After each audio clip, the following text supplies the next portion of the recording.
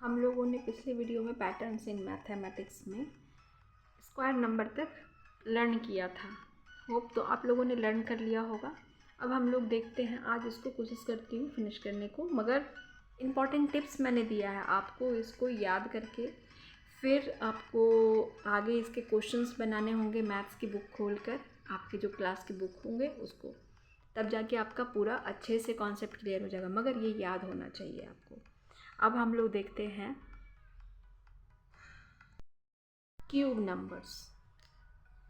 Cube numbers क्या होते हैं? किस हम लोगों के पास जो काउंटिंग नंबर थे 1 2 3 4 5 6 7, उन सब के क्यूब यानी पावर 3।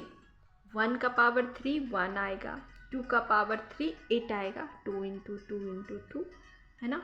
3 का पावर 3 3 इंटू 3 इंटू 3 27 आएगा। 4 to the power 3 4 into 4 into 4 64 आएगा। ये हमारा क्या होता है? Cube numbers. आपको ये क्यूब नंबर्स भी याद रखने पड़ेंगे। अब है हमारा ब्रिहंका नंबर्स। ब्रिहंका नंबर्स क्या होते हैं? स्टार्टिंग तो हमारा 1 फिर 2 से होगा, ठीक है। नेक्स्ट टर्म कैसे होगा? हमारा जो नेक्स्ट थर्ड टर्म आएगा वो प्रीवियस 2 टर्म का एडिशन होगा, सम होगा। मीन्स कि 2 के बाद क्या नंबर आना चाहिए? 2 प्लस 1 3। 3 के बाद क्या नंबर आना चाहिए? 3 प्लस 2 5। 5 के बाद क्या नंबर आना चाहिए? 3 प्लस 5 8। 8 के बाद क्या नंबर आना चाहिए? 8 प्लस 5 13। इसी तरह से ये सीक्वेंस बनेगा। ये क्या कहलाता है? ब्रिहंका नंबर्स। आप होप ये सब याद कर लोगे। मैंने 8 टाइप्स के नंबर्स आपको बताए हैं, काउंटिंग सीक्वेंस बताए हैं, जो कि आपको गेट बाय हार्ट होने चाहिए। ये सब नंबर्स आपको क्या बताते हैं? एक पैटर्न बताते हैं। डिफाइन कैसे कर सकते हैं हम लोग? A pattern rules tells you how to get from one number to the next in a sequence, ठीक है। A pattern rule tells you how to get from one number to the next in a sequence। ये आपको जैसे exams में आएंगे आपको कि ये आपको कुछ नंबर्स दिए रहेंगे और उनका पैटर्न बताना पड़ेगा, या फिर नेक्स्ट वो फिल इन द ब्लैंक्स देंगे। आपके एग्ज़ाम्स में भी आएंगे, क्लास के एग्ज़ाम्स में भी आएंगे, और ये कंपटीशन में भी आता। जैसे कि ये नंबर दिया हुआ है, ठीक है। तो ये नंबर क्या है? हम लोग को तो ट्रायंगुलर नंबर दिख रहा है। ये ट्रायंगुलर नंबर जो हम लोगों ने याद किया था, उसमें क्या था? गैपिंग कैसे था उनके बीच? पहले 2 था, फिर 3 था, फिर 4 था, है ना। मतलब सीक्वेंस में था 2 3 4 5 6 7। दो नंबर, नेक्स्ट नंबर के बीच और प्रीवियस नंबर के बीच का गैप कितना था? 2 3 consecutive numbers 2 3 4 5 and so on. तो ये हम लोगों को ध्यान में रखना पड़ेगा। पर ऐसा नहीं है कि सिर्फ ट्रायंगुलर नंबर्स पे ही आएंगे क्वेश्चन, स्क्वायर नंबर पर वो एक बेसिक है, वो हमें बिल्कुल याद ही रखने हैं। आपको क्या रहेंगे? नंबर दिए रहेंगे। वो नंबर कैसे होंगे? ऑड नंबर्स को ऐड करते जाओ, ऑड नंबर्स को ऐड करते जाओ। कभी कभी क्या नंबर रहेंगे? नंबर तो रहेंगे, उसको सेम नंबर से मल्टीप्लाई करना होगा और 1 ऐड कर देना होगा, समझे। पैटर्न पहचानना है कि उस सीक्वेंस में क्या पैटर्न फॉलो कर रहा है। उस पैटर्न को पहचानोगे तो आप जो फिल इन द ब्लैंक्स आएगा आपके गैप में, आप वो फिल कर लोगे आराम से। पैटर्न का बाद, पैटर्न मीन्स क्या कह रहे हैं? जैसे हम लोगों ने स्क्वायर नंबर पढ़ा था, मीन्स कि सीक्वेंस में जो कंसेक्यूटिव नंबर्स हैं 1 2 3 4, उनके स्क्वायर्स करेंगे तो जो नंबर आएंगे वो स्क्वायर नंबर्स कहलाते हैं। तो वो नंबर्स ऐसे होते हैं 2 इंटू। इनका पैटर्न क्या? पैटर्न मीन्स उसको ऐसे भी लिख सकते हैं, 1 के स्क्वायर को 1 इंटू 1, 2 के स्क्वायर को 2 इंटू 2। जो आंसर आएगा वो इस टाइप से आएगा, है ना। और इसका एक और पैटर्न भी है, जैसे 2 का होल स्क्वायर आया 4, 4 आया ना, 4 को हम लोग लिख सकते हैं 1 + 2 + 1। 3 का स्क्वायर आया 9, 9 को हम लोग कैसे लिख सकते हैं 1 + 2 + 3, फिर बैकवर्ड 2 + 1। एक पैटर्न फॉलो कर रहा है ना।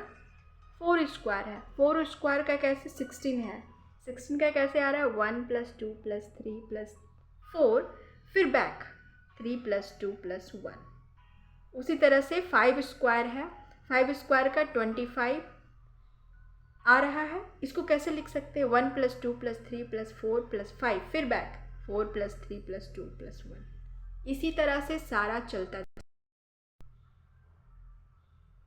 एक और तरीका है, एक और इसका पैटर्न है।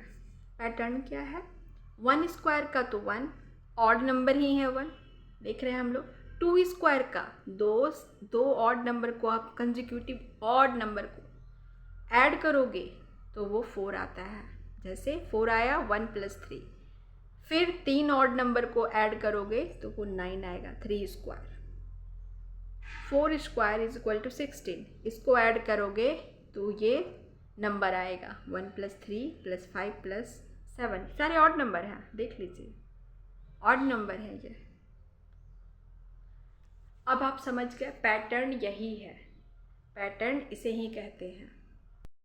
बात इसमें मैं बता देती हूँ, जैसे कि किसी भी इवन नंबर का आप स्क्वायर करोगे, किसी भी इवन नंबर का, इवन नंबर 2 4 6 8 स्क्वायर करोगे तो उसका स्क्वायर हमेशा इवन ही आएगा। ठीक है, जैसे आपने 2 का स्क्वायर किया तो वो 4 आया इवन नंबर, 4 का स्क्वायर किया तो 16 आया, इवन नंबर का स्क्वायर किया तो 16 इवन नंबर ही आया।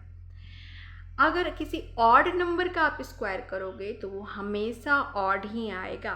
जैसे 3 का आपने स्क्वायर किया तो 9 आया, 3 ऑड नंबर है, 9 भी ऑड नंबर है। 5 का स्क्वायर किया आपने तो 25 आएगा, 5 भी ऑड नंबर है और 25 भी ऑड नंबर है। कुछ आपको टिप्स मैंने बताया जो आप याद रखना, ये टिप्स की मदद से आपको ये चैप्टर बहुत आसान हो जाएगा, समझ सकते हो। जस्ट जितना मैंने बताया है 2 वीडियो में वो आप गेट बाय हार्ट कर लो। और अभी नेक्स्ट कुछ पॉइंट और मैं बताऊंगी, कुछ पॉइंट और क्या बताऊंगी। Square of A number having unit place 5 can be calculated orally। किसी नंबर का जो स्क्वायर होगा जिसका यूनिट प्लेस 5 हो, मतलब लास्ट में 5 हो उसके, ठीक है, तो उस तरह का हम लोग कैसे उसका हम लोग स्क्वायर निकाल सकते हैं इजी वे में। अगर हम लोगों के पास फॉर एग्जांपल 65 है, 65 का स्क्वायर है, इसका हम लोगों को ओरली फास्ट निकालना है तो क्या करेंगे, 65 का 5 को रिमूव करेंगे, रिमूव करके उसका स्क्वायर कर देंगे। स्क्वायर कितना आया 25। नेक्स्ट क्या बचा 6 नंबर, उसके रिमेनिंग 6 के बाद का नेक्स्ट नंबर क्या आएगा 7। 6 से 7 को मल्टीप्लाई करेंगे तो आएगा 42। अब 6 का जो मैंने किया वो 42 लिखना है और 5 का जो मैंने स्क्वायर किया वो 25 लिखना है। यही आपका आंसर हो गया, है ना इजी। ये ट्रिक है। ओरली आप याद रखना कि जिसके यूनिट प्लेस पर 5 होगा, किसी भी स्क्वायर उस नंबर को अगर करना है, स्क्वायर नंबर है वो ये, इसके यूनिट प्लेस पे 5 होगा तो उसका इस मेथड से आप आसानी से कर सकते हो। इसी तरह से 75 का है, 85 का है, आप पॉज करके वीडियो को पॉज करके आप ये नोट कर सकते हो।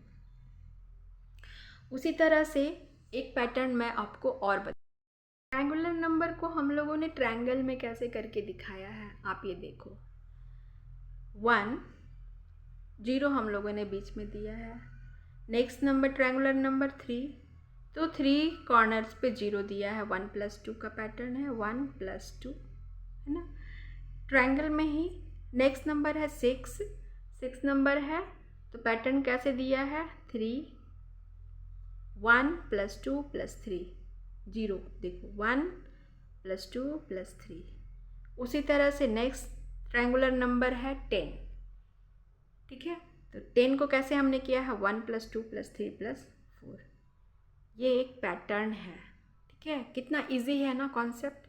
इसी तरह से आप अगर अपने क्लास के बुक्स को पढ़ोगे इन पैटर्न्स को नोट करके और समझ कर, उसके बाद लर्न होना चाहिए। लर्न करके तो आपका ये चैप्टर हमेशा के लिए आसान हो जाएगा और आप कोई भी क्वेश्चन को आसानी से सॉल्व कर लोगे। ठीक है, आपको कोई क्वेश्चन पूछना हो तो आप मुझसे पूछ सकते हैं चैट बॉक्स से और मैं उसका आंसर देने की कोशिश करूँगी। Thank you, bye.